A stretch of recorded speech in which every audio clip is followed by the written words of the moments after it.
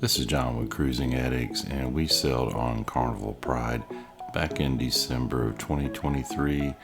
And this is our review of Carnival Pride. We're going to give you our likes and our dislikes of this ship. Like number one of Carnival Pride would have to be their pools. There's 3 pools on this ship. 2 of them are larger pools. The Venus pool is the main pool and it's midship. You also have the Apollo pool, which is forward. And then the Serenity area, the adults only area, has a pool as well, but it's a lot smaller. Like number 2 for Carnival Pride. Carnival Pride has a very large Serenity adults only area. There's a lot of bar space, plenty of loungers, lots of clamshells. During our cruise, we never felt like it got overcrowded. Maybe midday would start getting more crowded, but you didn't have to go out and reserve a lounger or a clamshell early in the morning like you have to on some ships. Like number 3 for Carnival Pride, we really enjoyed the beautiful Italian decor and theming throughout the ship. Very elegant and just brings you back to Italy and makes you feel like you're cruising in the Mediterranean. Really love the decor of the ship. It felt so relaxing and so European, but great job on the design of the ship.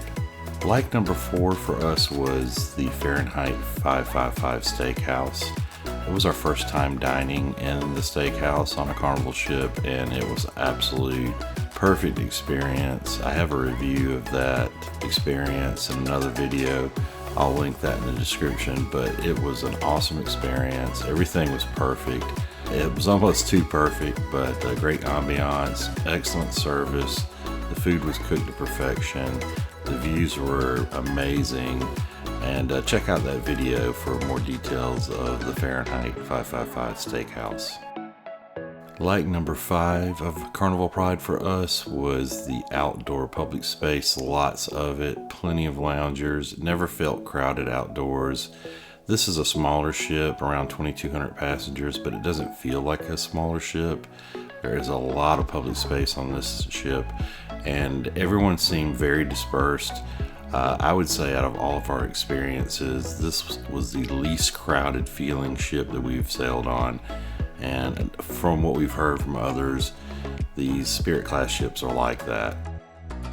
Like number 6 for us, we really liked the Taj Mahal main show lounge. It was very big, lots of seating there and lots of great views, 3 levels, and it is definitely the best show lounge that we have watched a show in on a Carnival ship. Quality of shows was also very good. We enjoyed quite a few while we were on this cruise, and you will enjoy a show in this lounge. Number 7 for us, the ship was in very good condition, excellent condition. Everything was immaculate on it. Usually you'll find some rust somewhere, and I cannot recall a time that I saw any rust on this ship. It did have a recent dry dock. I can't remember exactly how long ago, but it wasn't long before we cruised. And it showed. They did a lot of work on the ship, and it really showed. I cannot imagine a ship being in better shape than this ship was considering its age, but you will be pleased by the condition of the ship. And the public spaces were very clean. One of the cleanest ships we've been on. Our 8th like of the ship, we are casino players, and we really enjoyed the casino on this ship. It was very large for the size of the ship. Had a great selection of games. Most games were working. There may have been 1 or 2 that didn't work at some point in the cruise, but it wasn't many. And the casino never felt overcrowded. During the day it could get pretty busy, but it wasn't like you couldn't find somewhere to play. So I think there's plenty of capacity there. We had a great time playing in this casino, and if you're a casino player, you will enjoy this ship. Now, as great as everything was on this cruise, and this was one of the better cruises that we have been on and one of the most enjoyable ships that we've been on, there was a couple of things, and most of them are a little bit on the nitpicky side. The first thing that we disliked about this ship, and I think it's just a design thing, we're used to the ships with the larger atriums that are more of a focal point, and this ship doesn't have that. It's not a big deal. It does have an atrium, but it's very small compared to what you'd expect in some of the other ships like the Conquest class or Fantasy class, and it's not a focal point. Not a big deal, but just something to point out. So our dislike number 2, and this is kind of disappointing and a little bit surprising for us because of the service being so good on the ship, and there did not seem to be like an understaffing at all. Everything was staffed up like it should be. But one thing that surprised us a little bit was the buffet food was really not that good on the ship at all.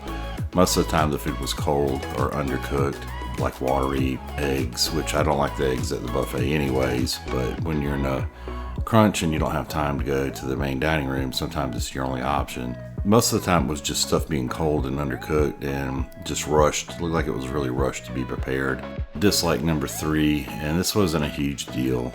We have actually worked in housekeeping ourselves, so we understand the challenges that housekeeping departments go through. And the room was very clean, but there was quite a few items left from the previous guest. There was 7 or 8 hangers from a previous guest. It actually worked out because we needed the hangers anyways.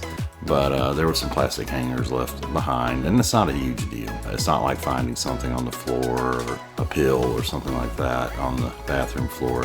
So it wasn't a huge issue to us, but it was something that, you know, when you're paying attention to details that you should catch. Our dislike number 4 may sound like a strange one, but to us it was an issue because we do like to take a lot of photos off the ship's public space up on the higher decks. And I guess this is probably more for comfort and safety, and it's really no fault of whoever designed it, but there's a lot of glass walls, barriers like externally in the public areas. When you get up on the bow of the ship, there's not a lot of places you can go and take a photo from the ship without having that there. And I understand what the purpose of that is for. You know, you have a lot of winds when you're underway, and it's for guest safety and comfort. But just expect that when you're on the ship, you're going to have to hunt for places to go to be able to take a picture of a sunset. Dislike number 5, and this didn't really affect us. We really didn't have kids on this cruise with us, so it wasn't really an impact for us, but we noticed it and thought it was kind of weird and awkward. But the kids clubs, Circle C and Camp Ocean, are in very awkward spots. Very difficult to get to unless you know exactly where they're at. They're located all the way in the very front of the ship, all the way forward, and they're in front of the main show lounge, and you have to go like a deck below or a deck above them to get to them. Dislike number 6 for us, and this kind of plays off the last dislike. The ship had kind of a strange layout. Things were very kind of dispersed, but you know, that could be a plus because that probably also lends to why the ship doesn't feel so crowded, because everything's planned out to be spread out throughout the ship. And it's not like a fantasy class ship or a conquest class ship where you have central areas and you have decks that have everything, and then there's just decks of cabins by themselves. This ship has stuff spread out throughout it, so it takes a while to get used to, but once you get used to it, it's not so bad. It did feel kind of chopped up as far as like where things were located. So it took us the first day or 2 to be able to get comfortable with where everything was without having to refer to the deck maps. Thank you for watching.